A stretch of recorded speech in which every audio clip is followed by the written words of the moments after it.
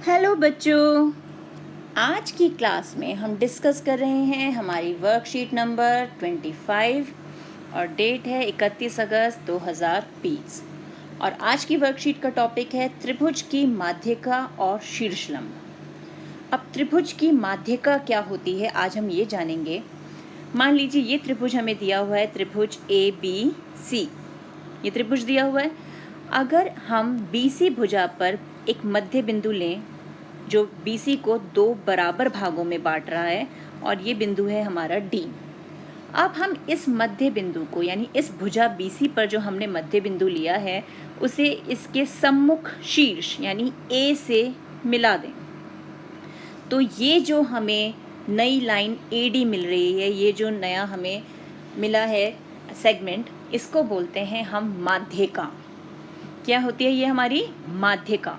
और ये माध्यिका त्रिभुज को दो बराबर भागों में बांट देती है जिनका क्षेत्रफल बराबर होता है। यानी अगर अब हम देखें तो क्षेत्रफल जो ABD का है, यानी एक त्रिभुज ये बन गया हमारा ABD, वो बराबर होगा क्षेत्रफल ACD के।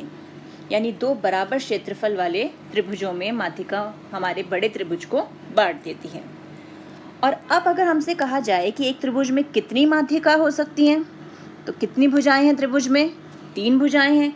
अब D तो हो गया इसका मध्य बिंदु, मान लीजिए इसका मध्य बिंदु हो गया E और इसका मध्य बिंदु हम मान लें F। अब इनको इनके सम्मुख शीर्षों से जोड़ देते हैं। B को E से मिला दिया और C को हम F से मिला देते हैं।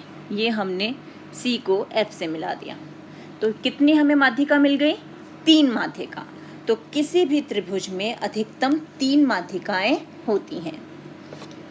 अब देखते हैं आगे क्या दिया गया है। आगे क्या है? बूझो तो जाने, यानी अब हमारे लिए पहेलियां आ गई हैं। पता कीजिए कि त्रिभुज की माध्यिकाएं सदैव त्रिभुज के अंदर होती हैं या बाहर होती हैं। अब यहाँ हमें क्या दिखा? माध्यिकाएं त्रिभुज के अंदर है या बाहर हैं? अंदर। तो माध्यिकाएं कहाँ होती है? त्रिभुज के अंदर होती हैं।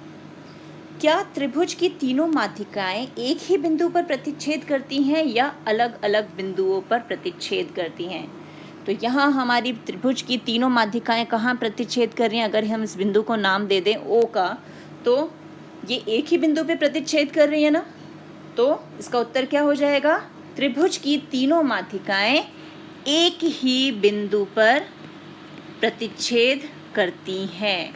पूरा उत्तर क्या होगा? त्रिभुज की तीनों माध्यिकाएं एक ही बिंदु पर प्रतिच्छेद करती है। अब तीसरा प्रश्न क्या है? त्रिभुज की माध्यिकाएं जिस एक बिंदु पर प्रतिच्छेद करती है उस बिंदु को क्या कहते हैं? तो बेटा त्रिभुज की माध्यिकाएं जिस एक बिंदु पर प्रतिच्छेद करती है ना, उसको हम कहते हैं केंद्रक। क्या कहते हैं? केंद्रक। तो ये हो गया हमारा इस प्रश्न का उत्तर। अब आते हैं हम अगले पार्ट पर। आगे क्या दिया है? अब आप प्रयास कीजिए।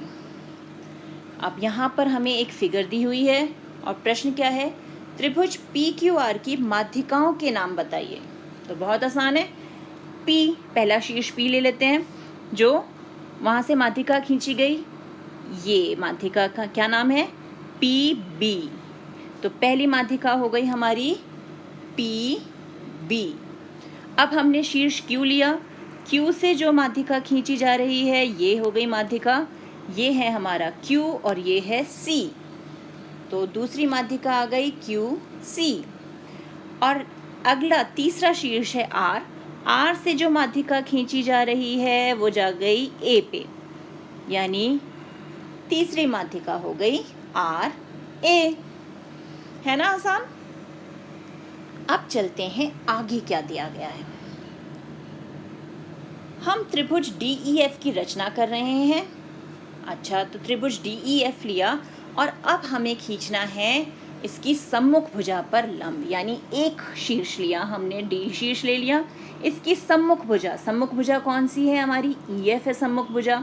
उस पे खींचना है लंब। लंब का मतलब क्या होता है? कितने डिग्री का एंगल हो जाएगा? कोण कितने डिग्री का होगा? 90 डिग्री का। यानी हमें D से EF पे 90 डिग्री का कोण बनाना है। तो ये हो गया हमारा लंब। तो हमने लंब खींच दिया। अगर यही काम हमें ई से करना होता, यानी ई से इसके सम्मुख भुजा कौन सी है हमारी, DF है हमारी सम्मुख भुजा, तो हमें DF पे लंब खींचना होगा, तो हम ई से ये खींच देंगे लंब, तो ये हमारा 90 डिग्री का हो जाएगा। और अगर हमने शीर्ष F लिया तो उसके सम्मुख भुजा कौन सी है, सम्मुख यानी उसके अपोजिट DE, भुजा DE है, तो हमने DE पे लंब खींच दिया और ये हो गया हमारा 90 डिग्री का कोण। और इसको नाम दे देते हैं, यहाँ पर हमने A नाम दे दिया, इसे मान लेते हैं B और इसे मान लेते हैं C। तो ये हमारे शीर्ष लंब हो गए, क्योंकि शीर्ष से खींचे गए हैं लंब। जो शीर्ष है उसकी सम्मुख भुजा पर हमने लंब खींचे हैं, इसलिए इन्हें हम शीर्ष लंब कहते हैं, त्रिभुज का शीर्ष लंब। तो ज्यामिति में किसी त्रिभुज के एक शीर्ष से होकर जाने वाली रेखा जो उस शीर्ष की सम्मुख भुजा पर लंब होती है, उसे त्रिभुज का शीर्ष लंब कहते हैं। तो ये हमने जान लिया कि शीर्ष लंब क्या होता है।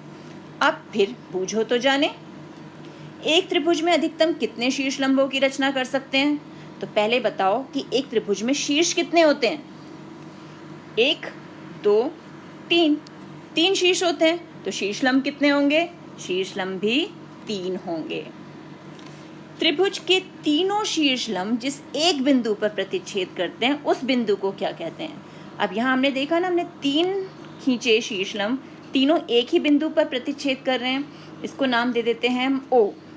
तो इस बिंदु को हम क्या कहते हैं, क्योंकि ये सारे शीर्ष लंब हैं और ये लंब का केंद्र है जहाँ सारे लंब मिल रहे हैं, प्रतिच्छेद कर रहे हैं, इसलिए हम इसे क्या बोलते हैं, लंब केंद्रक। क्या कहते हैं, लंब केंद्रक।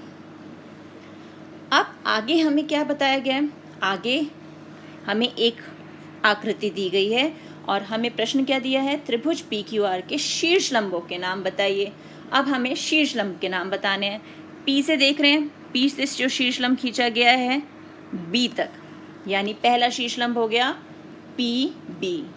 फिर Q से देखा, Q से शीर्ष लंब खींचा गया है C पर, PR पे खींचा ना, तो ये है पॉइंट C और ये रहा Q, तो दूसरा हो गया QC। और तीसरा R से खींचा PQ पर, तो कितना है ये R यहाँ, और ये है A, यानी नाम हो गया RA। तो ये हो गए हमारे 3 शीर्ष लंब। अब आगे बढ़ते हैं, आगे क्या दिया गया है, आगे अभ्यास प्रश्न। त्रिभुज की तीनों माध्यिकाओं को दिखाते हुए एक त्रिभुज की रचना कीजिए। यानी आपको अब त्रिभुज की रचना करनी है जिसमें हमें तीनों माध्यिकाएं हम दिखा सकें।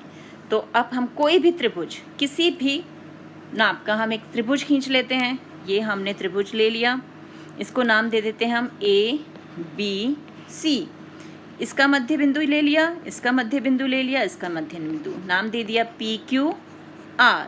B को Q से मिलाएंगे, C को R से मिलाएंगे और A को P से मिला देंगे। तो ये बन गया हमारा माध्यिकाएं वाला। फिर है त्रिभुज के तीनों शीर्ष लंबों को दिखाते हुए एक त्रिभुज की रचना कीजिए। यानी हमें एक त्रिभुज ड्रॉ करना है। ये हमने त्रिभुज ड्रॉ कर लिया, इस बार इसको नाम दे देते हैं हम PQR।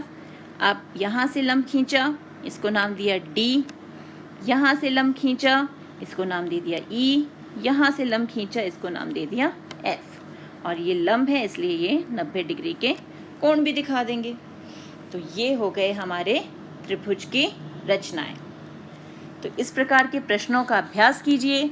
मिलते हैं एक और वीडियो में, तब तक keep practising and enjoy maths.